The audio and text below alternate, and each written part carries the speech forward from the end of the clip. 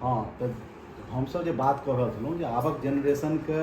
पते नहि छै जे की होइ छै जुड़शीतल, तऽ अहाँके माध्यमसँ हम चाहै छी जे लोकके आबक जेनरेशन जे कमिंग जेनरेशन छै तकरा पता चलै जे की छियै जुड़शीतल, ओहिके पाछू किया मतलब स्टार्ट क्या कयल गेलै, ओकर की कोनो साइंटिफिक रीजन छै या क्या छै, जाहिमे जेकि मिथिलामे बहुत फेमस होइ छै जुड़शीतल, तऽ ओकर अहाँ किछु ओहिके बारेमे प्रकाश डालि सकिए तऽ अहाँ किछु बतबियौ ओहिके बारेमे। हाँ माने तहन आब अहाँके हिन्दीमे कहब, एहि दुआरे कि आइ काल्हि आब ततेक बच्चा सब बाहरमे रहऽ लगलैए जे मैथिली कते बजितो नहि छै, तऽ आब हम अहाँके एकर हिंदी आ मैथिली दुनूके मिक्स कऽ कहब। देखियौ, आइ जुड़शीतल छै। एक्चुअल आज के दिन में घर में बड़ी भात बनाया जाता है, सतुआ खाया जाता है, और मिथिला क्षेत्र में जिनके पिताजी एक्सपायर हो गए हैं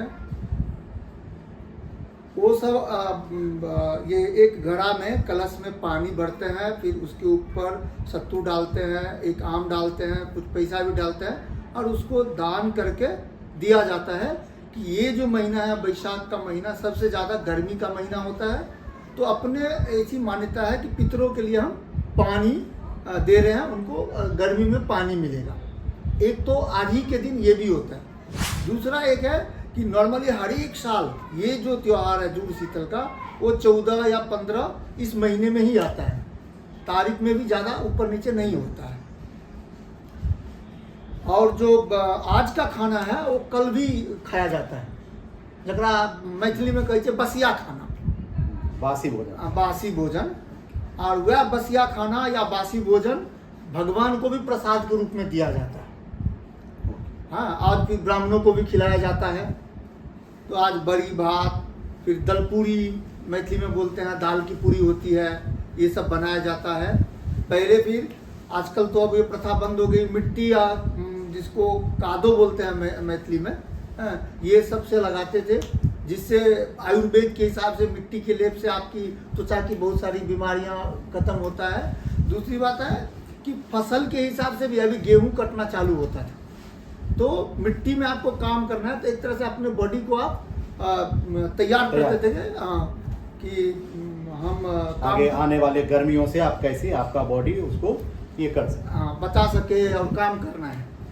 फिर इसके बाद कल होता है, जिसमें सबसे पहले मैथिली में बोलते हैं जुड़ाया जाता है। जुड़ाया जाता का मतलब होता है कि जितने भी छोटे से बड़े होते हैं, खास करके दादी माँ, वो सब अपने से छोटे के सर पे पानी से आशीर्वाद देते हैं, जिसको मैथिली में बोलते हैं जुड़ाना, शीतल कर देना। इसका उद्देश्य वही है, गर्मी है तो ठंडा रहे और आशीर्वाद स्वरूप में किसको किसी भी तरह का प्रॉब्लम नहीं हो। फिर वही बासी बड़ी बात जो होता है उसमें और एक कुछ डाल के फिर घर के हर एक कोने पे रखा जाता है, फिर भगवती का प्रसाद दिया जाता है और कल वही खाना खाया जाता है। आज का जो बासी बचा हुआ है वही कल खाया जाता है, पहले ऐसा होता था। और फिर प्रकृति के साथ भी इसको जोड़ा गया है। कल के दिन जब भी हम लोग बच्चे थे तो ये एकदम कंपलसरी था, एकदम फिक्स चले है, जहाँ के कुनू हालत में जत्तिक गाछ है, जहाँ आपके जितने भी पेड़ पौधे हैं सब में जाके आपको पानी देना है। खास करके तुलसी में मैंने देखा है, जहाँ पे भी तुलसी में ज़्यादा, और बाकी सारे पौधों में भी पानी डालना, ये डालना, क्योंकि गर्मी आ रही है तो एक तरह से कि नेचर को भी हमें बचाना है, पर्यावरण को भी ध्यान रखना है, वो सब भी एक इसका। तुलसी में तो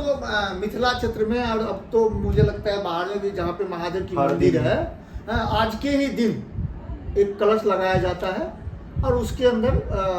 पानी डालते हैं, और पूरे बैसाख महीना आज से लेकर आने वाला पूर्णिमा तक तुलसी के पेड़ में हम लोग कलश लगाते हैं और उसमें पानी डालते हैं, जिससे ये गर्मी में तुलसी पौधा में सूखे नहीं, ठंडक है, ठंडक रहे और पानी भी ठंडा जाए तो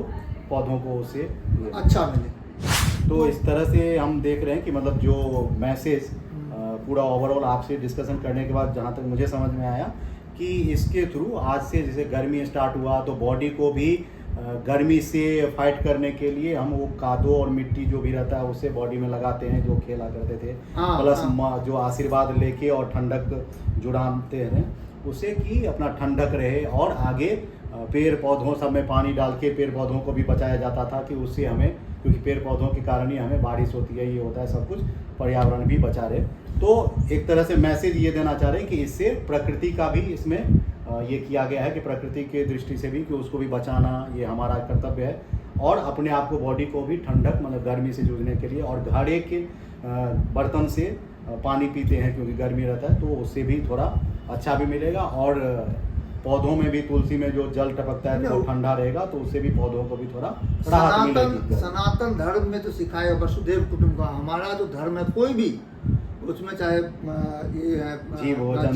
जंतु हो, पेड़ पौधा है, सबको किसी न किसी रूप में पूजा करने के लिए कहा गया है। और उसी तरह से एक ये भी है कि आप प्रकृति को पूजा करो, जिससे प्रकृति आपको उसके बदले अच्छा ही देगा। धन्यवाद सरकार, धन्यवाद सरकार, बहुत कुछ समझने को मिला, और